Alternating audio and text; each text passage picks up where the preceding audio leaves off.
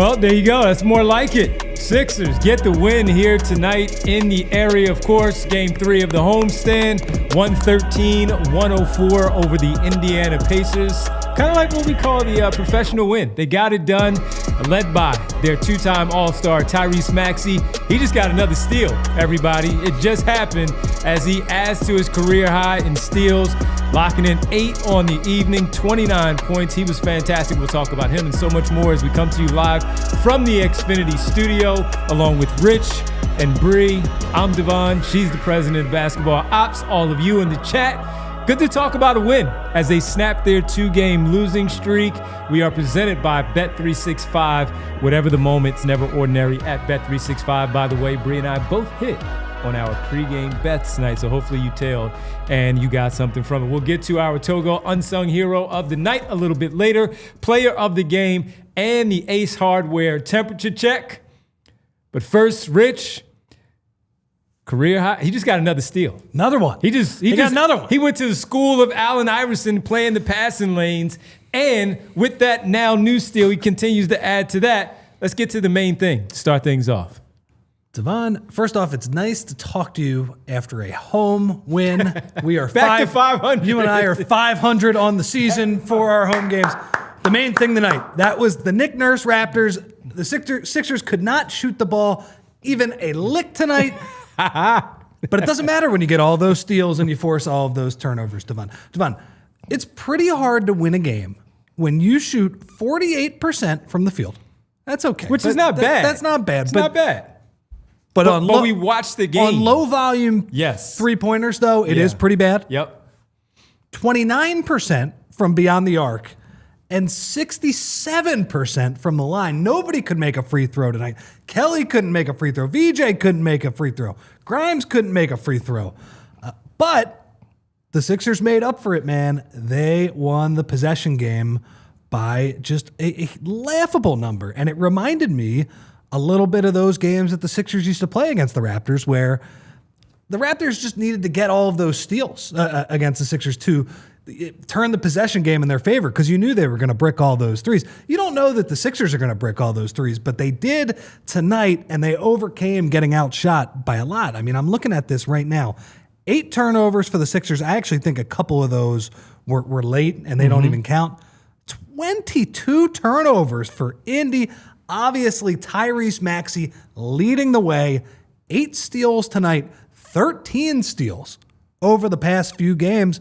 And Devon, when you win the possession game by that much, you give yourself a great chance to win. Sixers take 4 more field goals, but here's the big one. They take 22 more free throws on top of that. And yeah, they missed a third of them, which is not good. But when you're giving yourself that many opportunities, you're going to get a win. So was that game ugly in a lot of regards? Are there some things we can nitpick about with the offensive execution and maybe a little bit of the end of the first quarter rotation? 100%. We can nitpick a few of those things. But when you are giving yourself that many chances to shoot, that many more chances to shoot than the other team, you're going to win a lot of the time. You're going to win a lot of the time, and I think that is a good template to go from. And I guess the thing, Devon, I'm looking at right now is that they're starting to force a lot of turnovers as a defense. And I think that's really good. Like, you're talking about Maxey jumping the passing lanes. I'm thinking of guys like Jabari Walker coming out of nowhere to get steals, right? I'm thinking of Kelly Oubre and VJ Edgecombe making good hands plays as well. And I think by now, I think we all know there is a little bit of give and take with that, because the Sixers do gamble a little bit, and obviously they get a lot of steals, but they do leave shooters open. And the reason I brought up Nick Nurse Toronto Raptors in the Raptors, why I brought that up was the way his teams played there too, where they were very aggressive. They had all those long wings, and they would give up some open shots to you, right? And that's why the Sixers in, 2022, they eventually solved them, and they got enough open shots to win that series. I think the Sixers, I can live with a few of the threes that they gave up tonight. My biggest issue with them, though, is that they make too many mistakes on defense that, in my opinion, have nothing to do with their half-court scheme. Like, I'm willing to give up the occasional Aaron Nesmith open three-pointer. The ones that I will not be willing to give up is like when Kelly Oubre makes a three in the second quarter.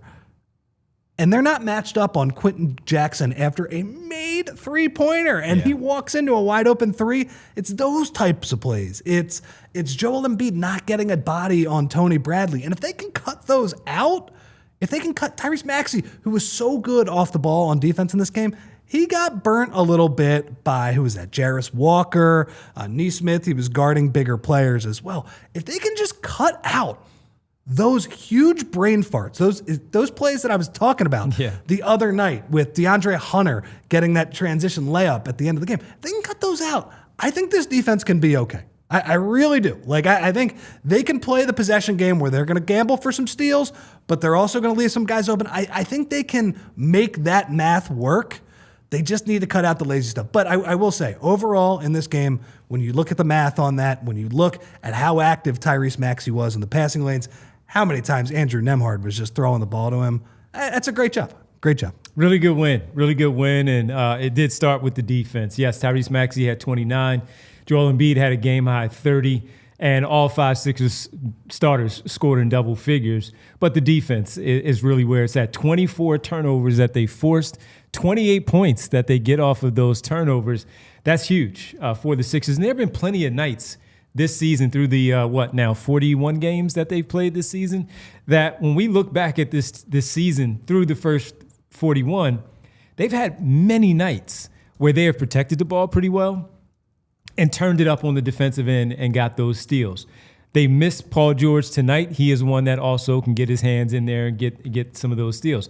But with Kelly Oubre back and VJ Edgecombe also very active, this is what we've talked about when Kelly Oubre was out for all that time, and we would discuss some of the defensive issues that they were having at that moment. It was saying, man, I can't wait until Kelly Oubre gets back, because if they lose a close game on that particular night, I remember one night, I don't remember the opponent, but I remember sitting here with Rich and Bree and all of you saying, man, they missed Kelly Oubre tonight. They could have used him down the stretch to close out that game.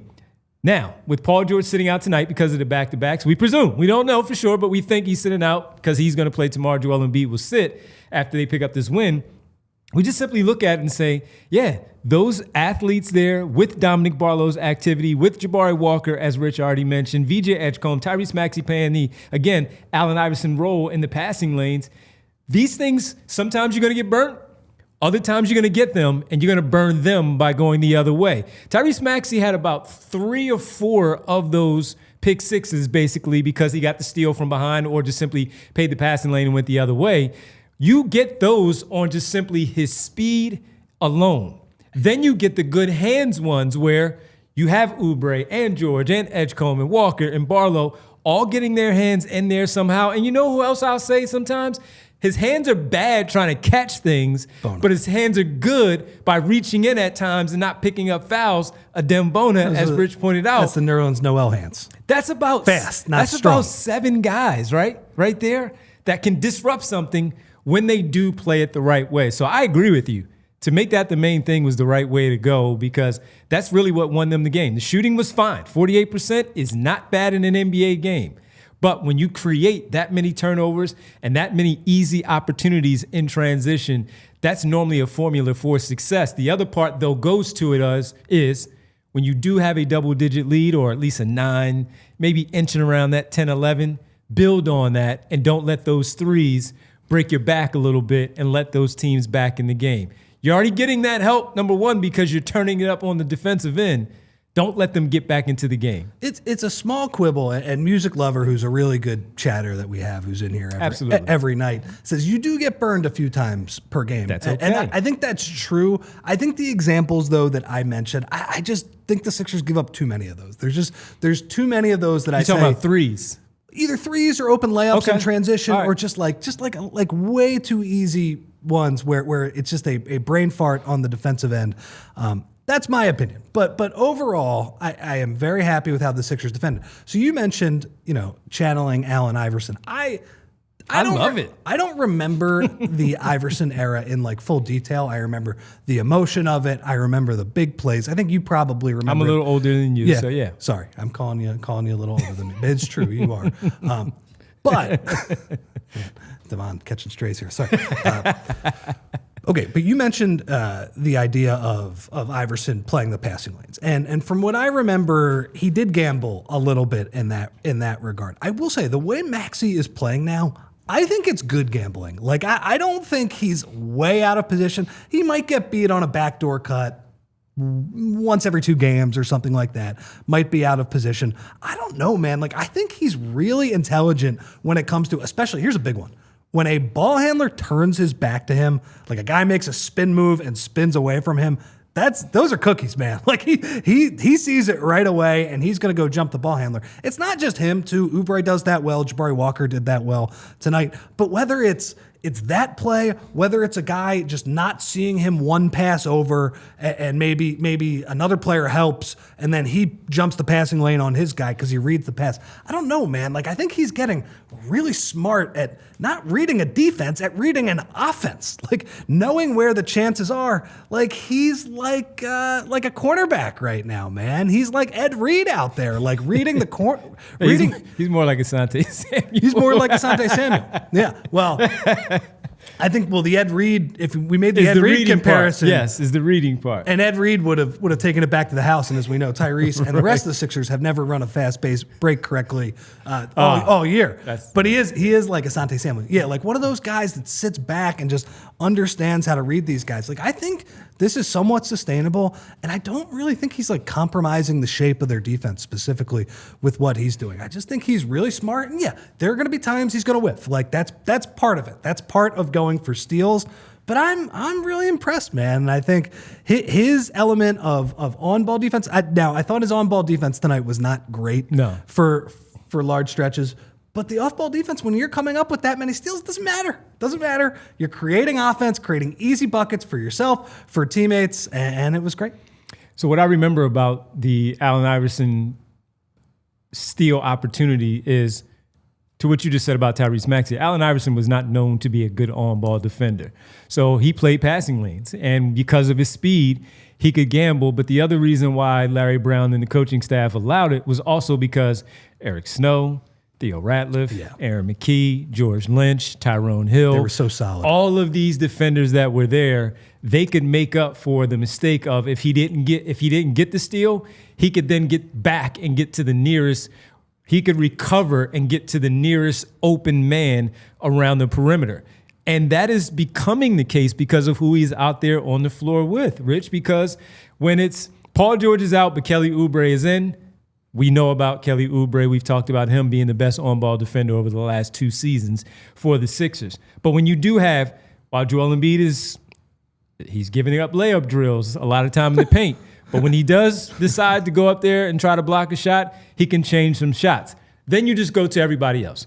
Barlow, Oubre, George, Edgecombe, Grimes, who we know is an okay two-way player as a defender for a guy coming off the bench, and a Dembona, who we already mentioned. You then add in Jabari Walker. So that's where I go back to the Iverson piece of it, and I just look at they trust that he can, if he does not get the ball, Rich, and as long as the ball is not popping around and it finds that open man that's going to be a layup or that wide open 3, they know based on everything that they've talked about with their practice, their video work, and all, that Tyrese Maxey's speed is going to allow him to get back to wherever he needs to get to, where it's back to 5-on-5. And that's why I think the trust comes in with him and the understanding of reading the defense, just missing it, but him being able to stop on that dime and get back to where he needs to get back into the play where it's not an easy opportunity for them. So that's where I do say that the school of Allen Iverson defense for Tyrese Maxey is on full display. It's really good, and it's a really good thing that if we do talk about these good on-ball guys, create some opportunities for yourself because the trust is there from the teammates that, hey, I got your back. Call out the defense behind you if that's Joel Embiid or a Dembona or whoever that man is, Dominic Barlow, but you know that if Tyrese Maxey sees something and he gambles, he's going to go after it. Your man is going to have your back and pick you up. And I think that's where they are right now with Tyrese Maxey. And not VJ Edgecombe as of yet. His is more on ball, going to pluck something away, disrupt it. The same with Oubre and with George. But with Maxey doing this now, adding to the offense that he already creates, this is a good way to get 4 to 8 easy points in a game for him or someone else, because look, someone else could leak out and he can get ahead of the play and you can throw it to him. He throws it to someone else. He's also the beneficiary of when other guys get steals. He's very good at leaking out. He's gone. Yes, absolutely. So I enjoy it. I enjoy it. Sometimes we sit there all together. Hey, you guys are not sitting there with us.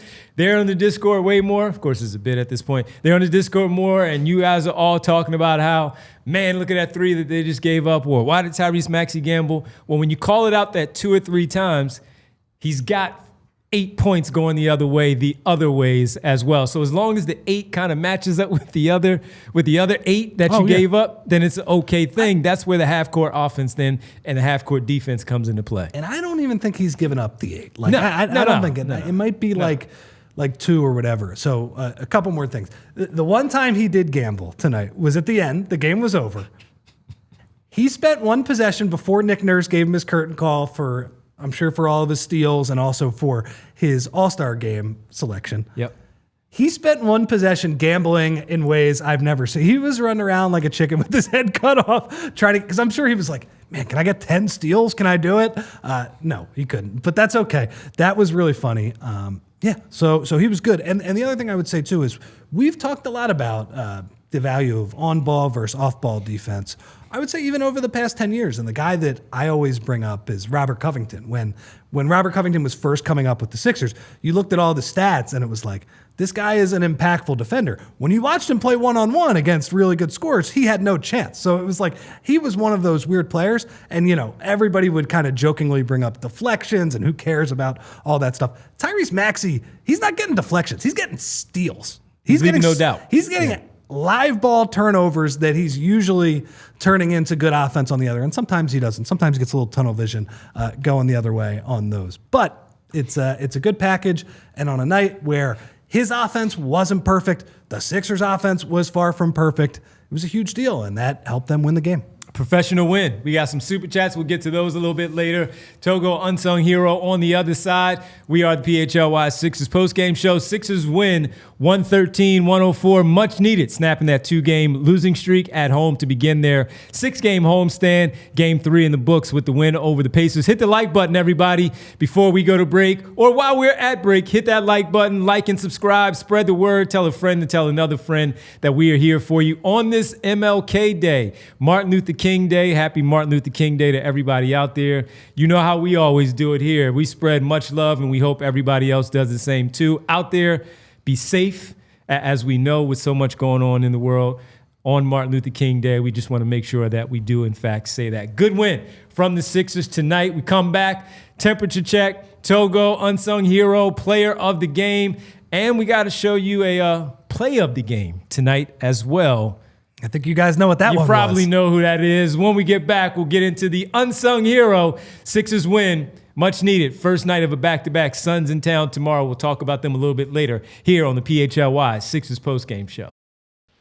Guys, do you know what my friends Derek Bodner and Kyle Neubeck always ask me? What if you could have reliable and intelligent Wi-Fi, and what if you could keep it at the same price for 5 years? Well, Derek and Kyle, there is the Xfinity 5-year price guarantee. Imagine Wi-Fi that makes everything in your home work together, that finds and fixes problems before you even notice them, like super intelligent Wi-Fi with a 6th sense. And it lets you stream the game as well, even when the whole family's online. All of your devices working in perfect harmony for 5 whole years. And here's the best part, guys. No annual contracts, no hidden fees, and Xfinity's best equipment included. Take it from me. A lot can change in 5 years. Championships are won, records are broken, dreams grow bigger, but your Wi-Fi, that should stay reliable and the price should stay put. So lock in your price and unlock the possibilities with Xfinity. Learn more at Xfinity.com. Xfinity, imagine that. Select plans only. Restrictions apply. Time to tell you about our presenting sponsor, Bet365. Whatever the moment's never ordinary at Bet365. Over 90 million users worldwide, 780 live events each year, and you get early payouts in the NBA and the NHL. Where else are you getting that? Nowhere but Bet365. And you can always find great super profit boosts, regular profit boosts as well. It's a great place to place your wagers on the games that you love. Also, for new customers and new customers only, guess what? You get $200 in bonus bets when you sign up. That's right, win or lose. You're also getting that nowhere else but Bet365. All you have to do is sign up using the code PHLY365, deposit $10, place a bet for $5, and you get $200 in bonus bets credit to your account. Bonus bets can be used on spreads, totals, player props, futures, and more. Whatever the moment, it's never ordinary at Bet365. Must be 21 plus and physically located in Pennsylvania. If you or someone you know has a gambling problem and wants help, call 1-800-GAMBLER. And we're back here on the PHLY Sixers post-game show. Good win for the home team, 113-104 over the Indiana Pacers. We do have to do this. We can't wait too much longer, right? Because at this point, we were holding up the foam finger and giving a like for what he finally got one, Rich. He's gotten some pretty good ones this season, but the ones that we've been saying, oh, that's a poster by that guy. That is the one and only. As I saw in there, Gene Ross saying, Valdez. Valdez got up. He did get up. Valdez got up. It's the replay. Let's show. The replay of the dunk over Tony Bradley, former Sixer. Welcome back. And then the little wave. And then the wave. Yes, then the wave. The wave could be a T-shirt, honestly. Him and Trendon Wofford. Yeah, the wave with him with his back on the stanchion yeah. After just throwing one down. Now you said it might have been a thrunk. It might not. It have been a was a dunk. thrunk, but it doesn't matter because it was close enough that it was just a dunk. But it might have been a thrunk. That was the play of the night, the replay of the night here on the PHLY Sixers postgame show. We were like, oh, he got one. Shout out to Joaquim saying, former Sixers legend, TB12. Tony Bradley, I will never forget the 2021 trade deadline. He just played 2 really good games on the West Coast, and then he had to be the matching salary for George Hill after that one was over. That was an amazing dunk for VJ. We always say he was going to get one. I think that counts as one. That counts as one. That was a great dunk. And yeah, I mean, like a lot of Blake Griffin's best dunks were also thrunks as well. It didn't make him any less cool. So interesting game for VJ tonight because that was a stretch in the second half where he was so bad offensively in the first half, and he took a bad contested three-pointer that they said Kelly Oubre, who we might talk about in a little bit here, they moved Johnny Furphy, who is clearly their worst defensive player. They moved him off Kelly Oubre to start the second half and said, VJ Edgecombe, he's doing absolutely nothing. So we're going to put him on Edgecombe. So what Nick Nurse did, and to his credit, I don't think this was the way I would have went. I think I probably would have spammed Embiid and Maxey. No. There were like 6 possessions in a row where he spammed empty side pick and roll, left side, VJ Edgecombe and Joel Embiid, and they got good stuff out of it. You know, VJ got fouled, Joel got fouled. They both missed some free throws, but they got pretty good looks out of it, and they started to get a little bit untracked offensively in the second half. And then at the end of the stretch, yes, they run that play, which is a Joel screening away for VJ, and he just gets a head start attacking Tony Bradley and gets that dunk. So a little bit of a strange game for VJ, only 3 for 9 from the field, but he was about as bad as he could play. Fingerprints still all in the over first the half, game. and it was a much better second half for sure. And he gets the nice moment with Tyrese Maxey afterwards, where Tyrese is doing the interview on NBC Sports Philly, and he's like, "I hate you, Tyrese. I hate you," kind of poking fun at the controversy, or the quote unquote controversy, which we talked about before the game. Yep. Not really a controversy, just 2 guys trying to get it right in the heat of the moment. That type of stuff happens. So yeah, that's the night in VJ. And he also said, next up, all NBA for Tyrese Maxey, did VJ Edgecombe. Replay of the night, the dunk. He got one, a poster on, as some are saying, top 3 best backup behind Joel Embiid in Sixers history, or in Joel Embiid era, Tony Bradley. Let's get to the unsung hero of the night. It was not VJ Edgecombe. It was the unsung hero presented by Togo, the leader in operations outsourcing.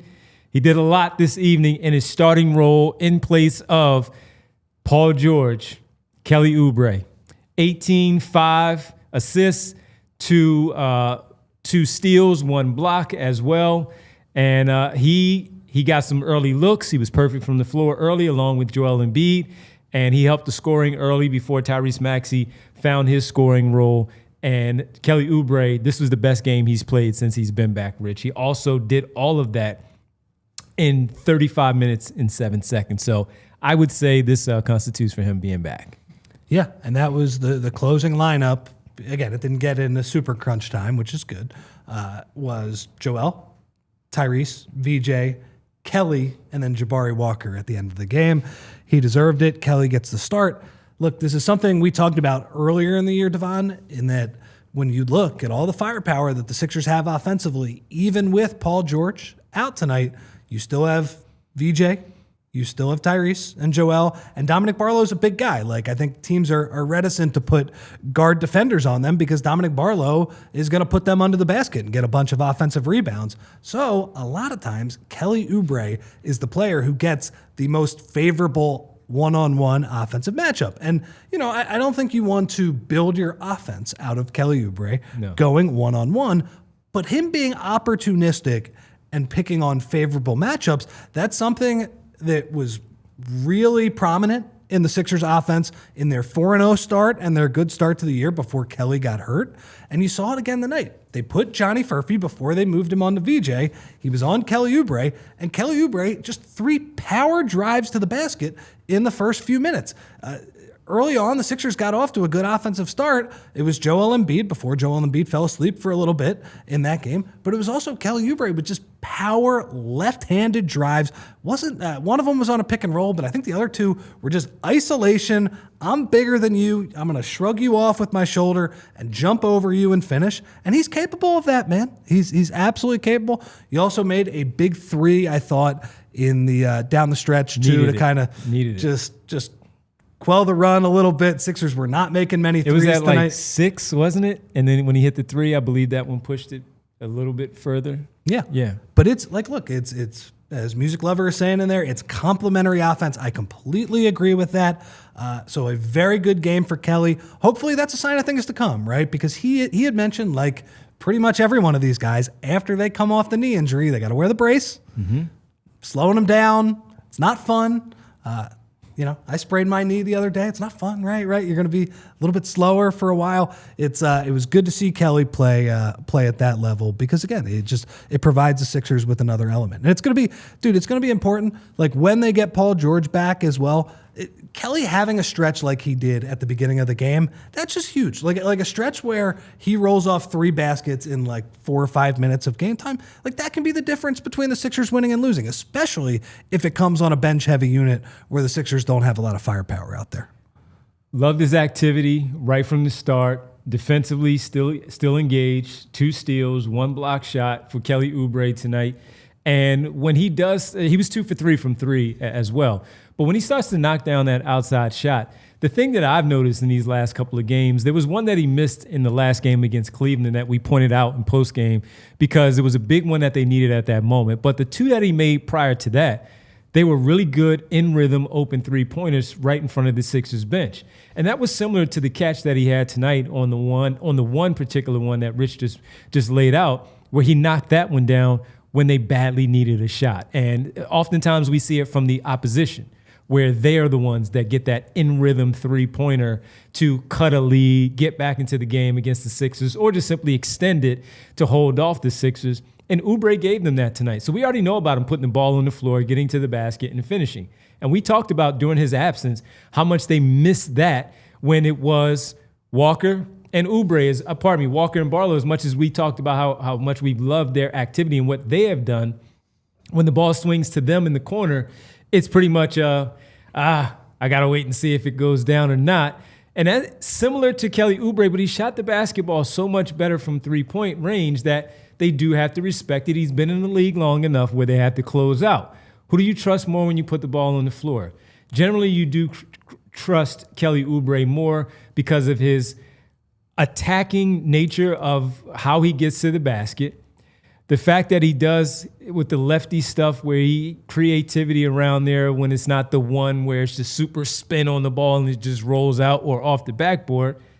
And that's what you get from Kelly Oubre. And look, I will give credit to Barlow. Number one, he has gotten so much better, as Rich and I have talked about a ton, putting the ball on the floor, under control and finishing at the rim.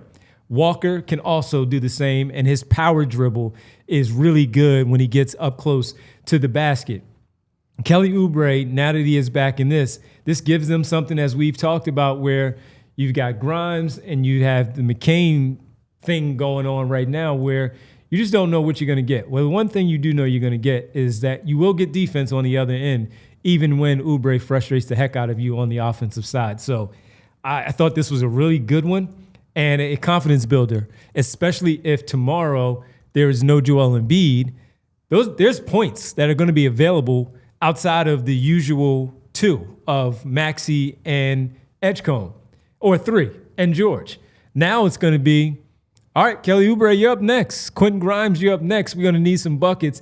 And an 18-point night where he shot 8 for 14 from the floor. I'm sure his confidence is going to be pretty high going against the Phoenix Suns tomorrow and what he can do to help out on the offensive end. So that is Kelly Oubre. That is our Togo unsung hero, presented by Togo, the leader in operations outsourcing. Let Togo handle the work that gets in the way of your work. You call the plays, we execute at Togo. The last thing I want to say about Kelly, and this isn't just about him, but I have seen this, and it's a little bit of a worry spot. It's not, I'm not going nuts about it, but it is a little bit of a worry spot, is that at the end of the first quarter, especially with Paul George out tonight, Paul George being out limited them in this regard, I'm going to be fair to Nick Nurse tonight. I don't love when they play three non-shooters in the front court, and that's Bona, that's Jabari Walker, and that's one of Kelly Oubre, or it was a lot of Trendon Watford as well tonight. Just something to flag. The Sixers played well enough defensively to hold up during that stretch. It relies a lot on Tyrese Maxey to carry that group. And also, in fairness to that group, Quentin Grimes is the other guy who you need to get offense from tonight. And it was, people in the chat are saying it was Mr. Hyde, Quentin Grimes tonight, man. He was just not very good. And we've said it before, when Quentin Grimes is bad, it's very noticeable. We've seen it.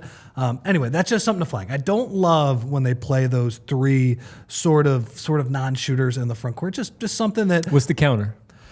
Well, I think the counter is to play PG in those. Well, no, I mean when he's not there, like tonight. I'm not sure there is a counter. That's why I'm being fair to Nurse tonight. Right. I'm not sure there actually is a counter. I mean, the counter is to be. Is it maybe Walker because he is at least a little bit of a better shooter than maybe Barlow, let's say? Well, I think the better answer would be to stagger Maxey and Embiid a little more rigorously. Now, in fairness, though, that means you only play Joel like 5 or 6 minutes in the first quarter, which. Again, I think opposed to his 9. He prefers getting the 9 minutes, right? Like, I think he's like most players. He did that earlier in his career when Brett Brown had him and JJ Redick, their minutes tethered together. You know, they'd play 5 minutes, come out, and then they'd come back in. He had 8:23 tonight. He, Barlow, Edgecombe, all out at the same time. It's again, and that's not just like a Kelly dig or anything. It's just something it hasn't looked great offensively in those minutes. That's all. Also, you talk about the Grimes minutes.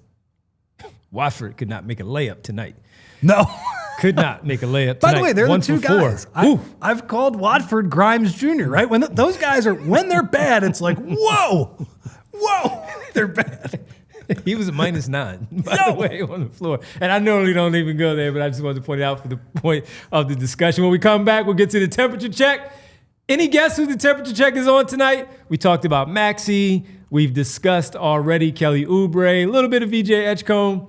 Temperature check. Who you got for the Ace Hardware temperature check? We'll get to that when we get back. Player of the game as well. Sixers win 113-104. Oh, Tyrese Maxey just got another steal right here before the break. Got another one. All the Iverson School. I'm telling you, Iverson School. When we come back, more on the PHLY Sixers postgame show. What kind of dreams did you have when you were a kid? What did you want to be when you grew up? Did you want to be a store owner? Did you want to be a doctor? Maybe a professional athlete? Well, I wanted to be a professional athlete. That did not work out, but that's okay. But I also wanted to be a store owner, and I wanted to own my own sneaker store. Well, while I haven't done that, if I did, want to now start selling them online like you see so many do, Shopify would be the place for me to do that. And Shopify is the e-commerce platform behind millions of businesses around the world and 10% of all e-commerce in the US. Shopify even powers the PHLY merch store right here on a daily basis. Shopify has you covered with the website creation, product descriptions, email, and social media marketing, and much more. If you're ready to sell, you're ready for Shopify. Turn your big business ideas into cha-ching. That's right, with Shopify on your side. Sign up for your $1 per month trial and start selling today. Shopify.com/AllCity. That's Shopify.com/AllCity. Cha-ching. Between travel, gifts, hosting, entertaining, you name it, it's easy to lose sight of your money. And if you want to keep your finances under control after this holiday season, you need to be using Monarch, rated Wall Street Journal's best budgeting app of 2025. Monarch is the all-in-one personal finance tool that brings your entire financial life together in one clean interface on your laptop or your phone.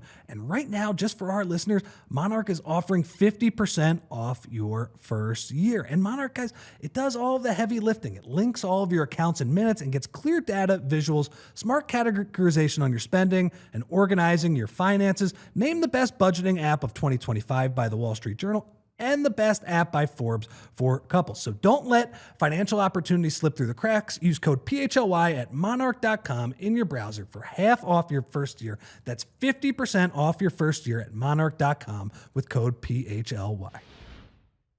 Back here on the PHLY Sixers postgame show, a victorious postgame show, 113-104. Sixers now 23-18 on the campaign. Next up, the Phoenix Suns. We'll talk about them in the final segment. They did get a win over Brooklyn, 126-117. So back-to-backs for both teams here tomorrow when we get ready for the Phoenix Suns to come in town. Would be a really good win if they could pick up that one against the Phoenix Suns. All right, let's get to the Ace Hardware temperature check. Saw some nominees there in the chat. It's the Ace Hardware temperature check. Who's heating up? Who's cooling off? Visit Ace Hardware homeservices.com to get started on your next project. I saw E. Ross, that's Gene, saying icy cold, Quentin Grimes. Well, we talked about him a little bit. It's fair. So we left him out, but it is fair because he was cold. Trendon Watford, same thing, also very cold. And he said he can't get off the ground at times. But we felt like we couldn't go too much further in the show. We kind of put it as over under 35 minutes of when we're going to talk about this guy and give him some love for his 30 points tonight. Joel Embiid had 30. Started off 5 for 5 and kind of setting the tone early. And I think where I really wanted to go, Rich, with 39 rebounds. He's rebounding, again, as we keep talking about. He can't get off the floor, but he's now finding a way to rebound. He was 10 for 17, 4 assists from the floor, and had those 9 boards, 9 for 10 from the foul line, so he's still living there. And as we pointed out, 10 for 17 in 33 minutes and 18 seconds. But where I wanted to start, aside from the rebounds, so we can kind of put both of those there on the table, which are, I haven't looked at what those numbers are now from his usual layup spot of 15 on out to about 17, but he's living in that area again, and there's not a lot of hesitation. He's just catching. Great two-man game, as Rich pointed out last week, on what they're doing and how they're able to operate in that two-man game again. And he is really starting to knock down that mid-range jump shot once again at a very high clip. So I think it's good that we made Joel the temperature check because he had a very hot and cold and then hot game tonight. Yes, he did. So first quarter, as you mentioned, his money spot from, you're right, 15 to 19 feet on different areas of the floor, but primarily at the free throw line. He did have 1 on the baseline as well. 5 for 5 on those mid-range jumpers in the first quarter. Had a step back on Jay Huff, had a jumper over Siakam in the middle of the zone. He settled down and got a jumper, shot a Dirk fadeaway against Nembhard, and then he had 1 on Jay Huff on the baseline.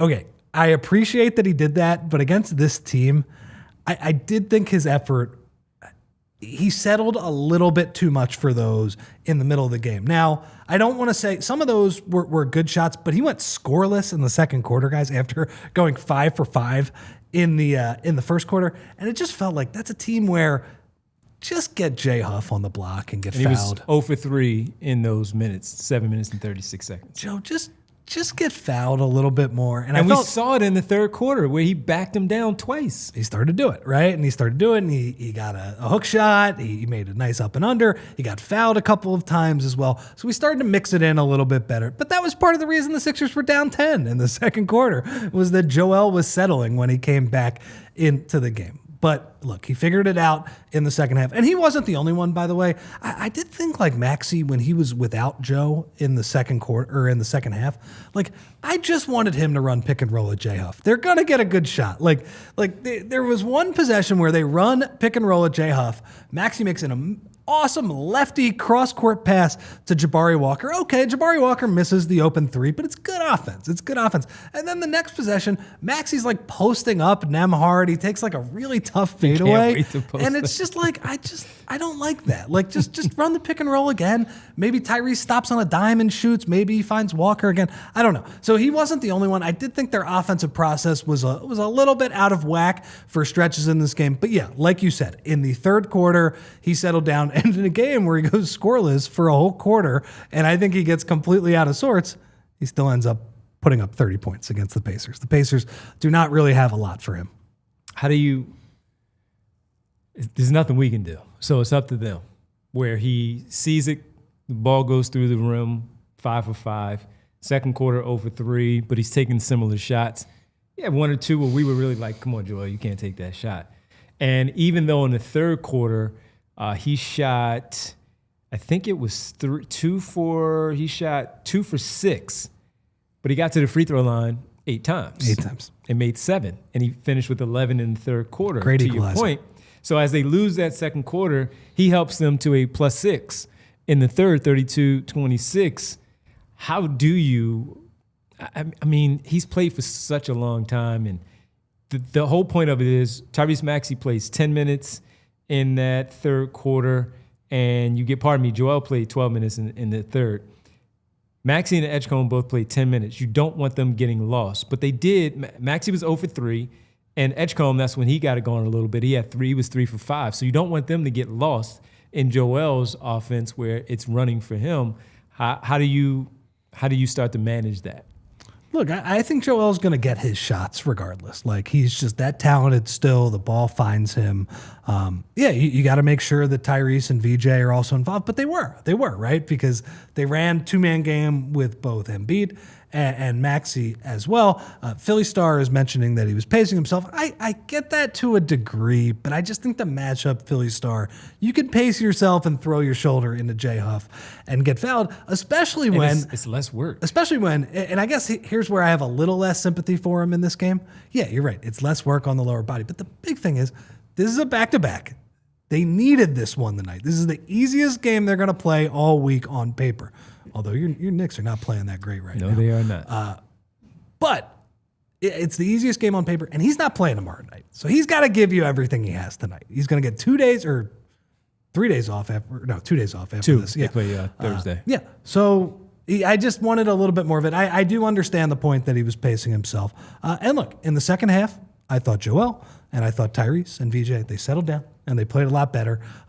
Better defense, more active on defense, and a little bit better of a plan on offense. I did think they were a little aimless on offense tonight against a team that's not very good defensively, guys. Like, I think this is a team that you could score 130 on pretty easily if your plan, if you come correct with that, and also if you make a few more shots as well. They also did miss a bunch of easy shots. It's never one thing. It's always multiple explanations.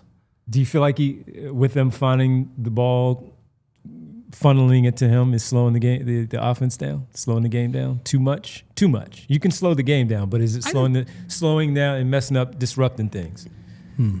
I didn't think so tonight. Okay. I thought, I didn't love his shots, but I didn't think it was like slowing the offense down. I just thought he could have made quicker moves and got inside. Obviously, that's always a worry, and people, people are going to question whether he's holding Maxey back or holding VJ back. I didn't think that was the case tonight. I thought what Maxey and VJ got were, when they were struggling, it was their fault. When they were performing well, it was to their credit. I didn't think that was the case tonight. Yeah, it just was. This is a team where I think he almost maybe overthought it a little bit in tonight's game, where it's like you can just get easy shots against these guys.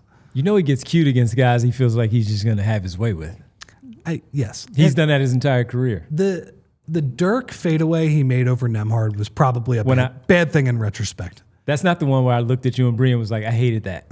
That's not the one. There was another one over, I think it was Siakam. And I said, I hate it. He made it, but I hated the shot. All right, that's the Ace Hardware temperature check. Joel Embiid, 30 points, hot, cold.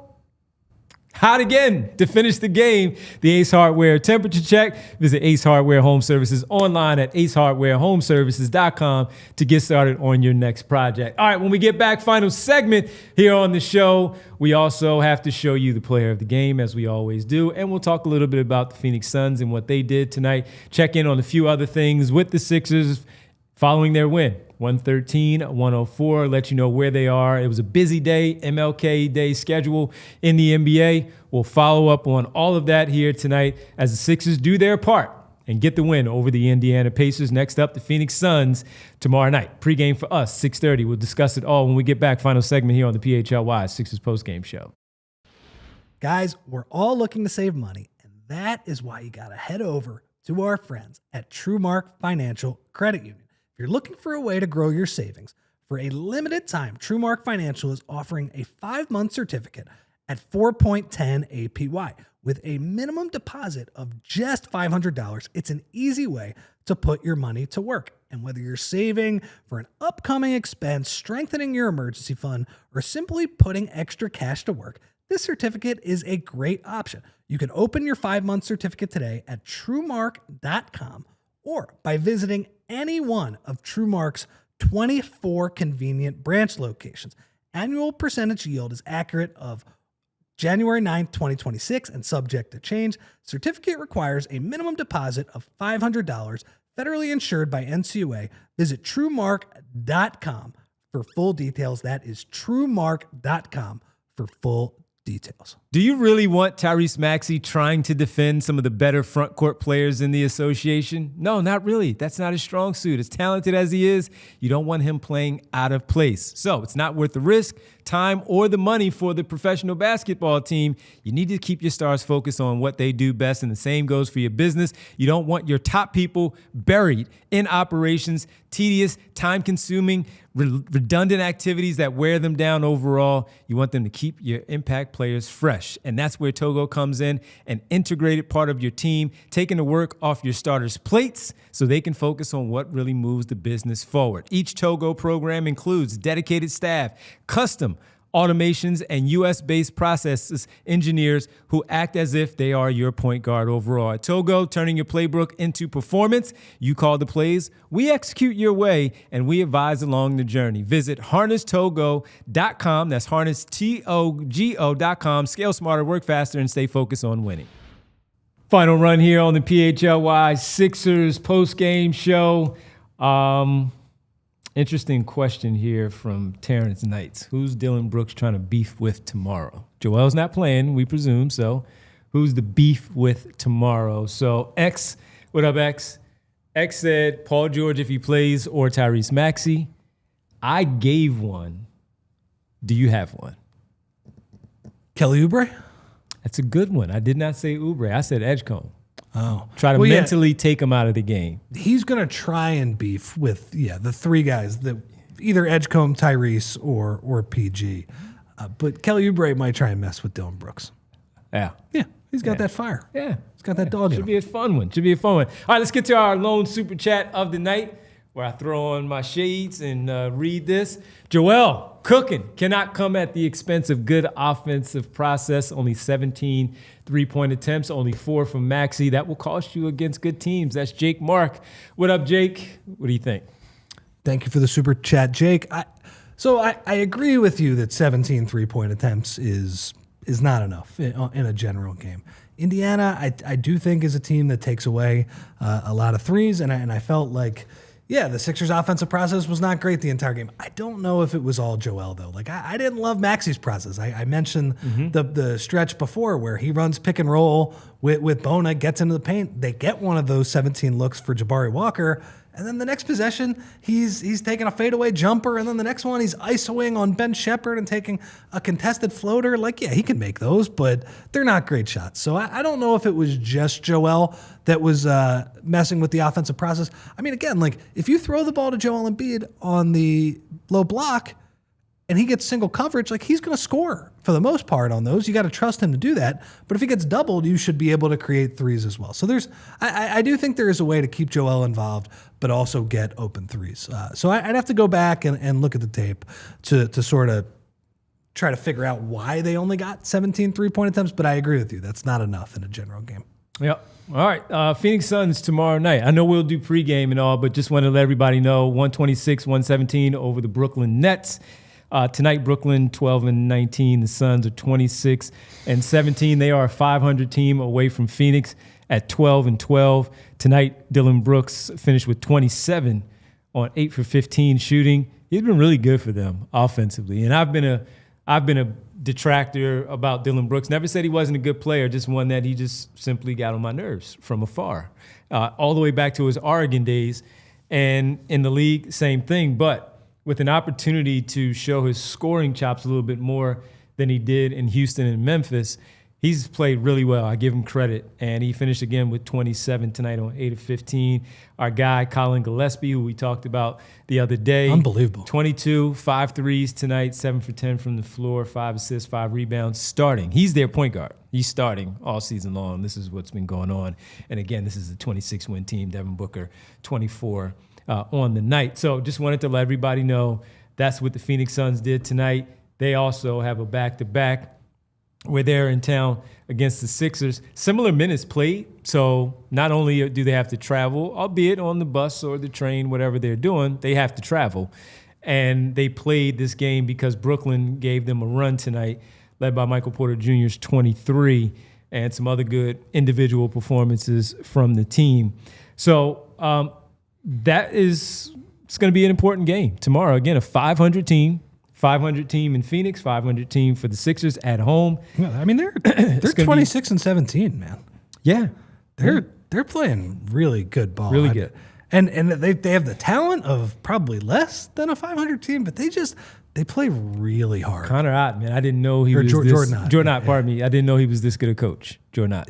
What he has done to start, man, it's so ironic too that they load up with the big three, and it's just, they made It's a mess. So many moves that completely ruin their flexibility, and that team did not fit together either, too. Those are three guys who sort of need the ball in their hands. They didn't fit. And then the next year, after finally making those trades to clean house and moving Durant to Brooklyn, they just loaded up on guys that play hard. And, I don't think they're like a Western Conference contender or anything, but 26-17 is nothing to sneeze at, man. And whenever I watch them play, they play harder than literally any team in the league. And that's impressive because Devin Booker was not even having that great of a year for long stretches as well. You mentioned Colin Gillespie. The fact that I remember when he played in my beloved Philadelphia Catholic League, he was a kid who he did not even have a D1 offer until like late in his junior year, like the summer between his junior and senior year. And now he is a very good NBA player. He's going to get a contract this summer. Absolutely. Yeah, he should. Deservedly so. So, they are a good team and they play hard. The good news is, and they're a team that I wouldn't want to play on the second night of a back-to-back. The good news is, like you said, they were in Brooklyn. It's not a far trip. They're probably on the Amtrak right now, heading down. But they're away from home. Sixers get to sleep in their own beds tonight. Would be a really nice one. If you can get this back-to-back, you're feeling not as bad about getting swept by Cleveland. It'd be really nice to get this one. But that team's going to make you earn it, man. You got to bring it tomorrow night. Definitely. All right, let's go around the NBA tonight, everybody, before we get to roll call, and say goodnight to everyone. Around the NBA today, first of all, because of the results of the day, the Sixers are back in front of the Cleveland Cavaliers because Cleveland did get blown out this afternoon, 136-104 at home. Final score, OKC. Our friend Isaiah Joe and company took care of business against Donovan Mitchell. So the Sixers are back in the top 5. They're half a game in front of Orlando and Cleveland. They are half a game back of the Toronto Raptors. And important for the weekend, the final game of the 6-game homestand for the Sixers, as Rich pointed out, My boys' team is struggling. They've lost 4 in a row. The Sixers are now just 1 game back of 3rd place in the Eastern Conference standings through it all. So when we really talk about, hey, everybody, this thing is really bunched up, it is really bunched up. They are only 3 games out of number 2 in the Eastern Conference, and that is being held right now by the Boston Celtics, who are trailing at the moment 2 points behind the Detroit Pistons with just under 3 minutes to play in the 4th quarter. So, with Cleveland's loss, Toronto off, but they've lost their last 2, New York losing their last 4, including tonight. Orlando lost as well when they played Memphis overseas in the London games. And the Miami Heat are currently playing the Golden State Warriors out west. Shaped up pretty good despite the fact that you lost your 2 games against the Cleveland Cavaliers. This is where it comes in the frustration of those particular games, how it played out specifically on Friday when they lost that one in the end, of where you could be in the standings. But hey, they didn't lose a lot of ground. They're still right there in it. And because of the losses of everyone else in front of them, they're still right there in the mix, Rich. Yeah, look, I think you're going to be able to see that, a good week, they jump up 3 spots in the standings. Bad week, they're back in the play-in, all of those type of things. Let's have a good week. Last week was a bad week. Let's have a good one and feel good about the standings this week. Handle your business. Handle your business. All right, the guys handled their business tonight, getting the win. And our guys are available for us tonight post-game because everybody got done pretty quickly. They have a back-to-back. Let's head to the Xfinity Mobile Arena and check in. Not yet. All right, let's not yet. All right, so with that. Two more quick things. I just wanted to mention before Kyle comes here. Adembona is just chaos agent, like just all over the place. It certainly has 1 or 2 blocks a game where you're just like, wow. Shout out to Kate Scott, shouting out the building. By the way, Bona forever on the broadcast. That made me laugh. And the other thing I'd like to say, we mentioned Colin Gillespie, small, Pennsylvania, white point guard. TJ McConnell, I swear he has not missed a mid-range jumper since leaving the Sixers. When he is going to his left and just rising up in the paint, that shot is unblockable. Credit to TJ. 11 years in. Unbelievable. 11 and he's years not stopping. Not stopping. He can play 15 years in the league playing like that. Yeah. It's not stopping. All right, let's head to the Xfinity Mobile Arena to check in with our guy, Kyle Neubeck, following the Sixers' really good win. Kyle's joining us. And listen, man, professional win, as we often talk about amongst the 5 of us here on the show. And they got the professional win, and part of that was because of the defense of the team overall getting 24 steals. And Tyrese Maxey just got another one, Kyle. Guys, 2 games in a row we got to hang out. Could you have imagined this last week when it had been 2 months? Yeah, so I think the first half of that game was probably super frustrating for everybody. They go into halftime, down 5 points. And I think a couple things flipped in the second half. One, they were ruthless with hunting Johnny Furphy early in that second half, particularly using the VJ Edgecombe, Joel Embiid ball screens. And Nurse talked about that decision and that action after the game. I specifically was like, hey, what did you guys see there? And I think it's something we've seen in the past in some other games where having Maxey 1 pass away, having VJ come in to his dominant right hand off the screen, go in middle. If they don't send help, he's got a clear lane. If they show help from Maxey's guy, he's got a guy 1 pass away. And then Joel's there on the left block, which is his favorite spot, if he's got the open pocket pass. And so that's where the game started to turn. But then it did turn into, Tyrese just had a tremendous defensive game. Obviously, probably the best defensive game in terms of steals of his career, one of the best Sixers games ever on that front. So credit to him for that. And then he also just carried the offense down the stretch when they finally made the choice to stagger lineups, which I'm sure you guys were being driven as crazy as we were in the first half when it was VJ and then it was Watford, Walker, Bona, and Grimes. It's a tough spot to put VJ in. So order was restored in the second half. They ultimately walk away with a win. Kyle's joining us here in overtime, everybody. Make sure you head over to allphly.com for the remainder of the show. Thank you on the television side. We'll see you tomorrow on the Fast Channel, 6:30 pregame, Sixers, Suns, back-to-back for both teams. Kyle, I mean, just with all the steals that the Sixers had tonight, I mean, it kind of reminded me of Nick Nurse's Raptors teams where they couldn't shoot, but they made up the deficit just because they took good care of the ball as well, but they also just turned Indiana over 22 times. I guess two things on that. Did Nurse talk about just their general ability to create chaos? Because I know there's a little bit of a balance there, right? You don't want to leave shooters open, and that's can be a source of consternation for fans. And then the other element, how much talk was there about Maxey's role in that as well? I mean, just getting 8 steals tonight. I mean, he was all over the place, creating offense. So I guess, yeah, like, can you tackle that point from both the team perspective, but also from Maxey's perspective specifically? Yeah, so I do. Nurse talked quite a bit about the Maxey component of it, and did note it's like, look, it allows us to play more aggressively, to send help from other places where he's making these plays without necessarily putting himself in jeopardy of getting beat backdoor a lot, and like I think he's able to keep the defense whole while still being a defensive playmaker. I think the impressive thing tonight and most of this season is that the steals come in different scenarios. Like there's obviously the ones where he's just faster than these guys and he gets into a passing lane and gambles at the right time and gets it. But he had some blindside plays tonight. Like he ripped TJ McConnell from the blind side. That's not a guy who you think of as like a boy, he's a threat to turn the ball over. TJ is very much a take care of the basketball, get you into your offense type of point guard.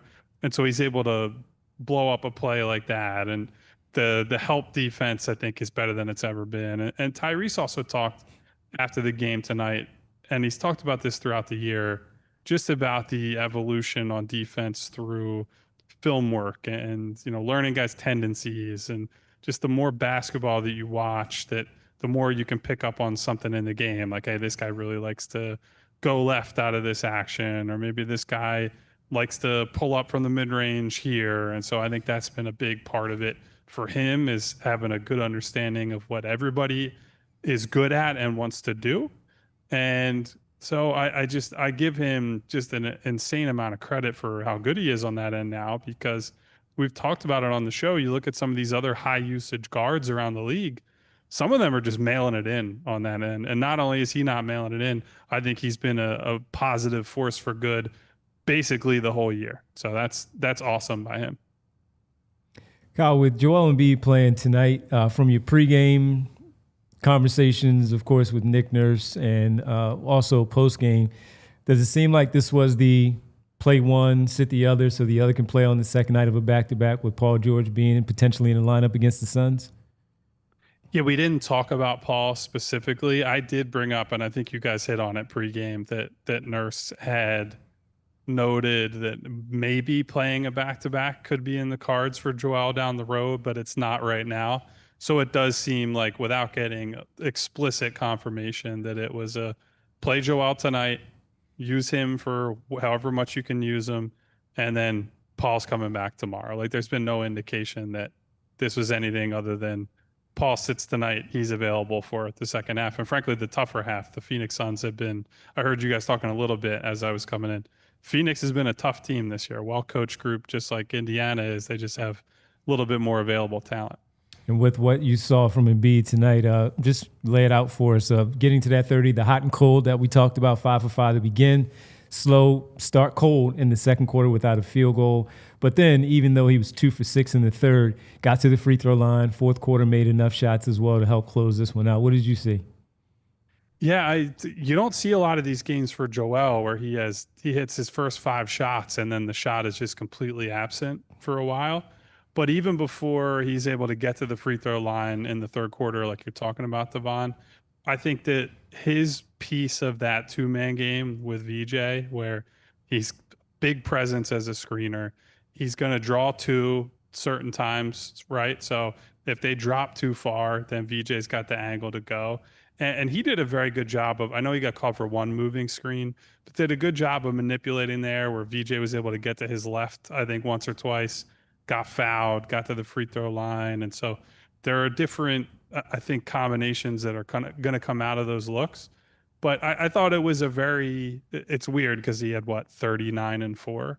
I thought that was like a workman-like Joel Embiid game where he wasn't dominant, and there were stretches where I think defensively especially, I didn't think he was particularly locked in, but it definitely felt like old Joel in that he knew he was going to be able to get his when he needed to, and he exerted just enough to get them a comfortable win tonight. Kyle, last one for me. Was that the best you have seen from Kelly Oubre since his return? Yes, and common theme here, as we talked about Johnny Furphy earlier, he got going because first 2-3 possessions of the game that he just said, that guy's on me, I'm going right through him. And so you guys know sometimes all it takes is you start off well, you get a couple shots to go down, even if they're layups. That's something that you can ride that momentum the rest of the game. And frankly, it's a good thing that he's starting to pick it up, because I think Quentin Grimes has been in a bit of a funk here, and he had a particularly rough one tonight, and they need a little bit of punch off the bench. I will say, I don't know if you guys talked about this, I was pretty surprised they brought Jared McCain back just to have him not play this game. Nurse had said they need the reinforcements for these 2 games, but it was like, well, the reinforcements for whatever it was, 47 seconds that he played in this game tonight. So they got some good contributions from the bench. Like Jabari Walker brought a bunch of energy. Adembona, I thought, had some nice defensive moments. But Oubre and Grimes are their path on a normal night to like real bench scoring. So I guess if you get it from one of the 2 of them, you're probably going to end up in a good place. So you and I have talked about this, that whereas Grimes is like, I honestly don't think there's any rhyme or reason to his shots going in, or like shot quality does not matter with him. Like it might go in, it might not. He might fall into the first row, he might not. Like it's one of those things. Like at least Kelly, it's understandable when he gets somebody like Furphy and they play a lineup like they did tonight. Like when they put the worst defender on Kelly Oubre, he can get cooking as an ISO scorer a little bit. It makes a little bit more sense. I think you can plan around that a little bit more. With Grimes, you have no idea. Like, and Rich, you know what shot I feel? I have no idea what the numbers say. I feel super confident on transition threes for Kelly. Yeah. Like I feel like those specific shots, he hits way more of them than you'd expect. Now in the half court, playing out of the corner where he's just a spot up guy. But for whatever reason, I know he's hit at least 2 or 3 recently where it's VJ pushing the pace, Kelly on the left wing, VJ doesn't have anything initially, kick it back, Kelly knocks it down. And so, like, look, is he going to be the most reliable shooter out there? No, but I think to your point, his ability to slash, and if he's got a mismatch, take advantage of that, that's important, especially down the road in the playoffs where Hunt the Bozo is not always going to be able to be, hey, Tyrese Maxey gets whoever he wants. It might be your second, third, or fourth option has to go and take advantage of somebody. Yeah, and like with Kelly, he can hunt the bozo within the flow of the offense too, which is nice. So yeah, it's good. He makes those threes, they have to close out. He puts the ball on the floor, and oftentimes he does pretty good things there. Kyle, we appreciate it. Make sure everybody go to allphly.com. The instant observations tonight, Tyrese Maxey's 8 steals. Power. Sixers win over the Pacers. That's from Kyle Neubeck. Go check that out. Got a good story about the All-Star from Tim Cato, national writer, of course, and DLLS Mavs as well here at ALLCITY. So go check it all out at allphly.com, plus the world's best newsletter from Rich Hoffman. Kyle, be safe getting home. We'll catch up with you tomorrow for night 2 of the back-to-back. Thanks, man. Fellas, if we can turn it into 3 in a row, we're in Derek's favorite movie, Major League. It is officially a streak. So we'll see if we can make that happen. See you guys. Look forward to it, man. Thanks. Appreciate it, guys. Get home safe. Kyle Neubeck joining us live from the arena. Celtics lose. Celtics lose to the Pistons by 1 point in regulation. So good for the Sixers, as they are again right now. As far as the standings, they're still in 5th, but they're a little bit closer to the Boston Celtics, and they are just 1 game back of the New York Knicks right now, half game back of the Toronto Raptors. Sounds good. I got one more thing I want to bring up before we watch the end of the football game here, and that was, hey, look, happy MLK Day, everybody. But I remember weird things from past years, and my life has revolved around the Sixers schedule for a lot of these years. And I remember, I think it was 7 years ago at this point, there was a Martin Luther King Day game where it was so cold outside. It was like right now it's cold. It was even colder. And I went and I watched the Sixers play the Houston Rockets. And I laughed about as hard as I've ever laughed on press row. And that is because Corey Brewer, who the Sixers, I believe, had signed to a 10-day contract just a few days before, did this against James Harden. As Bree has the video for us, knocks him on the floor, and then jumps up in his face, gets up in his face. How about the officials letting it play out? Then he gets a dunk, and then I believe Harden gets like a push-off, and Corey Brewer falls down, and he gets the foul call. Friends and former teammates, by the way. Oh, man. Corey Brewer, that was one of the hardest laughs And then they I ever signed him got. for the rest of the season. Yeah, they did. Yeah. They did. Very good guy, Corey Brewer. Got a kick out of him. I don't know. For some reason, that is a random MLK Day memory in my head. But I remember thinking, this is the coldest day ever. And Corey Brewer made it worth it to go to the arena tonight because the Sixers beat the Rockets by a lot, and Corey Brewer was flopping like a fish guarding his buddy James Harden. It's pretty funny. It was a good time. Legendary as doing SIGs. Our good friend Joaquin says there in the chat. Legendary moment from Brian Knight. Music Lover says the Brewer game was insane, and E-Ross says he was at the game as well. Look, everybody remembers when Corey Brewer was flopping like a fish against James Harden. And the officials kept letting it go. They called the foul on James Harden, not Corey Brewer that night. All right, let's get to the world famous.